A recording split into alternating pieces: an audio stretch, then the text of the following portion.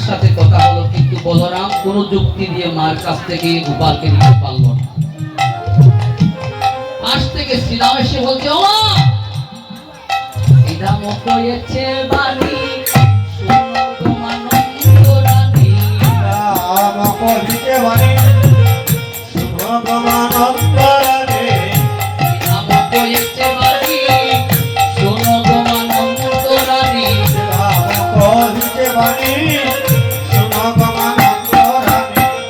নীতি নীতি নীতি নীতি নীতি নীতি যাইও পুরা বনে, আইগো নীতি নীতি যাইও পুরা বনে।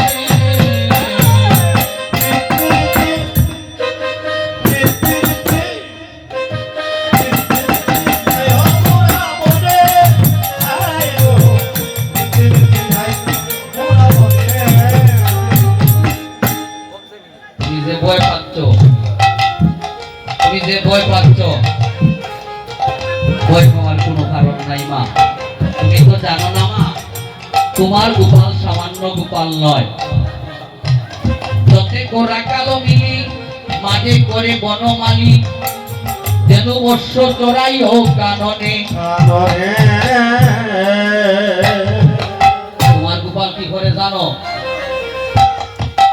শীতল তরুর ছায় বসিয়া মুররি ভাই, আর আমরা দিয়া সারাদিন কাম করায় মা। যতবার গরু যায় আমরা আনি, আর সে মুররি ধ্বনি করে ওই বৃক্ষের নিচে বসে।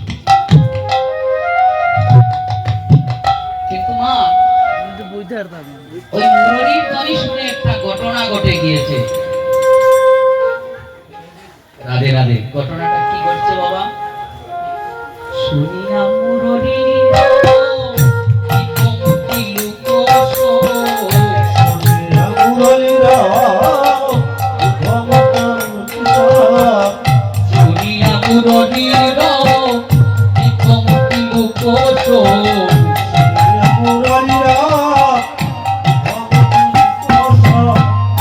আসি ধরো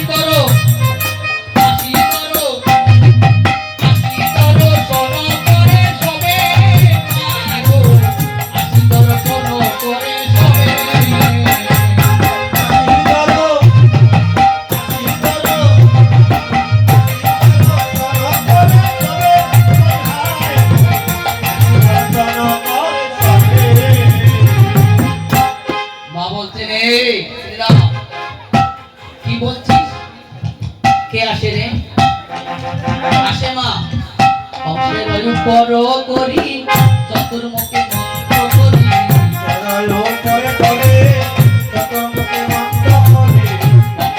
পর করি চতুর্মুখে মন্ত্র করি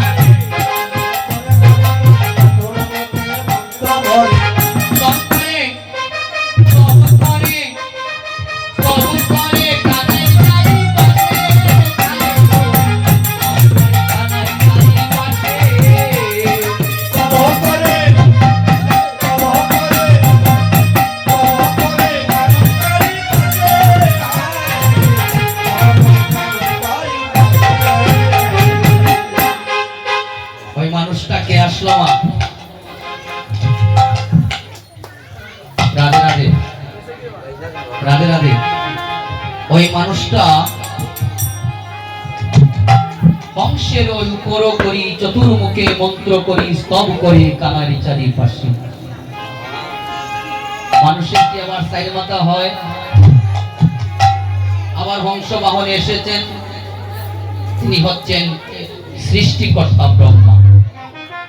কানার চারিপাশে স্তূপ করতে লাগলেন। এরপরে মা আরেকটা লোক আসলো, তার হাতে ছিল বজ্র,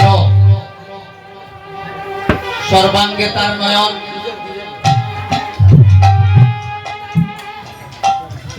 এই বজ্র হাতে লোকটা যখন এসেছিল, আমরা তাকে দেখে ভয় পেয়ে বৃক্ষের আড়ালে গিয়ে দেখলাম ওই লোকটা জানি কি করে বাড়ির কানাইয়ের সাথে।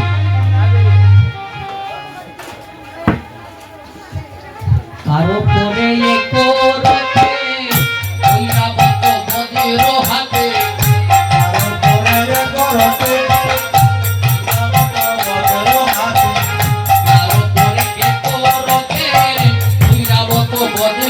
হাতে আরো পরে করতে ভৈরবত বজ্র হাতে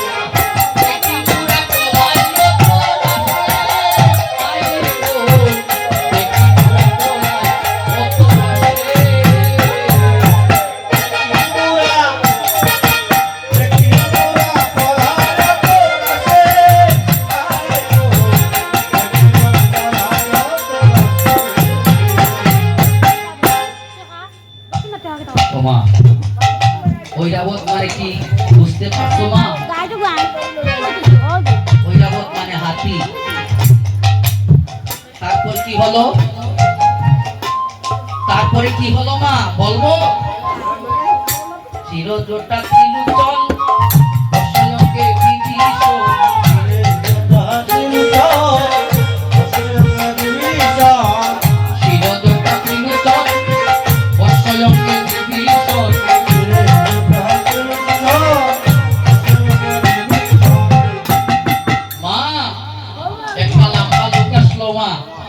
তার মাথায় জটা, সদায়ে জপয়ে রাম নাম, তার হাতে ডুঙ্গুর ছিল।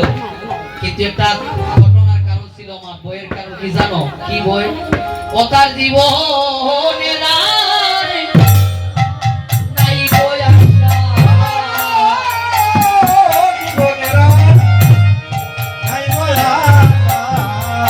ও তার জীবনে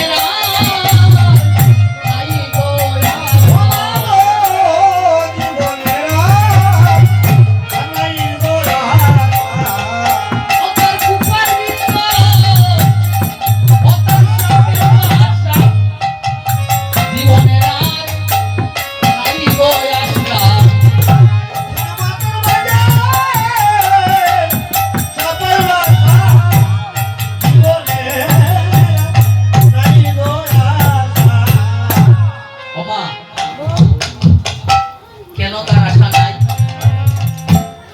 তার মাথার মধ্যে সাপ মা দেখলে মনে হয় না জানি কোন সময় লোকটাকে প্রাণে নাশ করে। কিন্তু মা আরেকটা ঘটনা বলি। কি ঘটনা?